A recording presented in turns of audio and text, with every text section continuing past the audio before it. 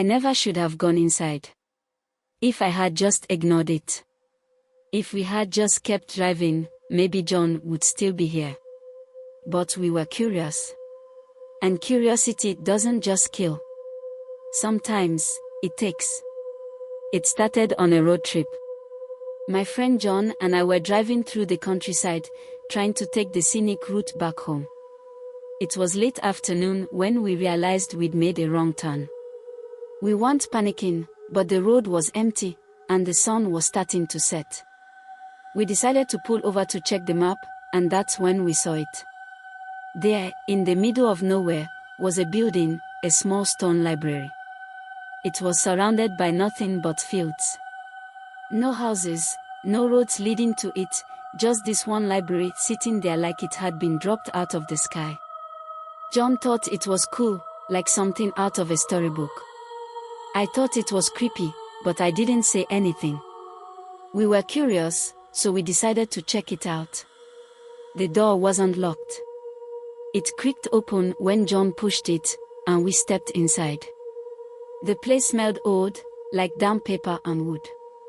It wasn't very big, just a single room with shelves lining the walls. There were books everywhere, stacked on the floor, on tables, even spilling out of the shelves like they'd been abandoned. In the middle of the room was a wooden desk. On it sat an open book. John walked straight to it while I looked around. The books on the shelves didn't have titles on their spines, just plain covers in different shades of brown and black. I pulled one off the shelf and opened it, but the pages were blank. Every book I checked was the same. "Hey," John called from the desk. "Come look at this." I walked over, and the book on the desk was different. It wasn't blank. It was filled with neat, handwritten text, like someone had been writing it recently. "What's it about?" I asked.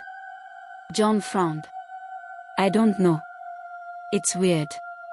It's like it's describing us."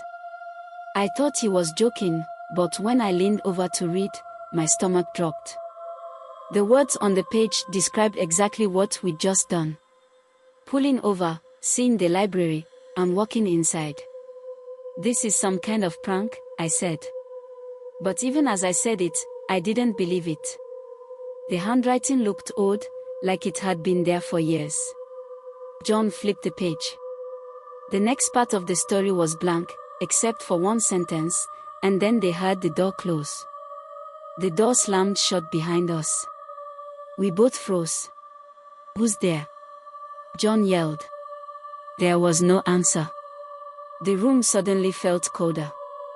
I could see my breath, and the light filtering through the dusty windows dimmed, like the sun had vanished.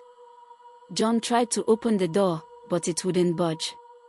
"What the hell is going on?" he muttered, pulling at the handle.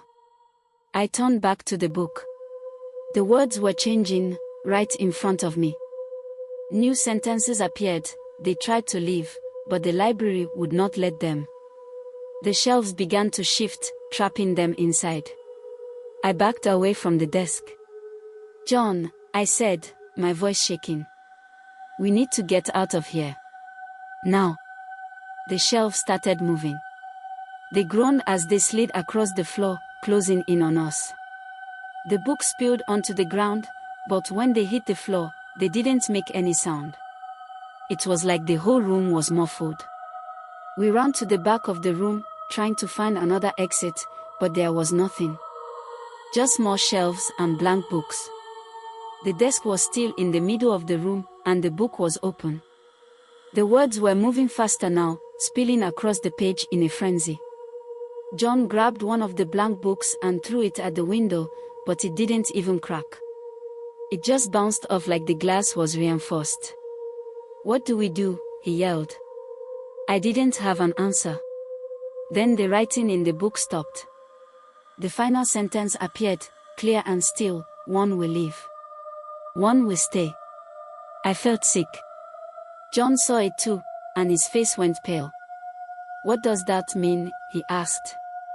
Before I could answer, the door creaked open. The sunlight was back, streaming in like nothing had happened. John and I looked at each other. Go, he said. What? Just go, he shouted. I'll hold the door. I didn't want to leave him, but the shelves were moving again, faster this time. I ran to the door, and as soon as I crossed the threshold, it slammed shut behind me. I pounded on the door, screaming John's name, but there was no response. Then the library started to fade. The stone walls dissolved into the air like smoke. Within seconds, it was gone. I was left standing in the middle of an empty field, the road stretching out ahead of me. John was gone, and I haven't seen him since. I still don't know what that place was or why it let me leave. I've told myself it wasn't real, that maybe I imagined it, but deep down, I know it was. If you're ever driving through the countryside and see a library that doesn't belong, keep driving. Don't stop. Don't go inside. Some doors are meant to stay closed.